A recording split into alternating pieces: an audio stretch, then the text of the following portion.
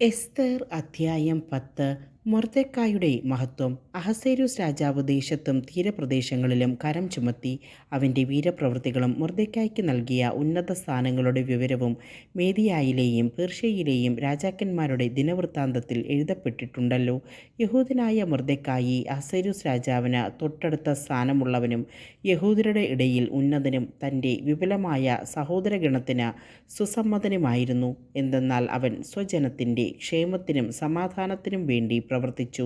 മൊർദെഖായി പറഞ്ഞു, ഇതെല്ലാം ദൈവത്തിൽ നിന്നാണ് വന്നത്.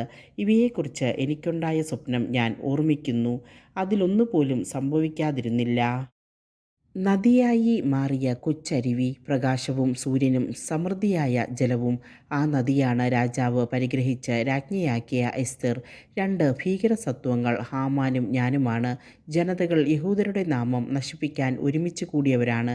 എൻ്റെ ജനമാകട്ടെ ദൈവത്തോട് നിലവിളിക്കുകയും രക്ഷിക്കപ്പെടുകയും ചെയ്ത ഈ ഇസ്രായേലാണ്.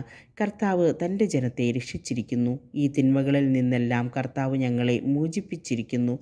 ജനതകളുടെ ഇടയിൽ സംഭവിച്ചിട്ടില്ലാത്ത വലിയ അടയാളങ്ങളും അത്ഭുതങ്ങളും ദൈവം ചെയ്തിരിക്കുന്നു.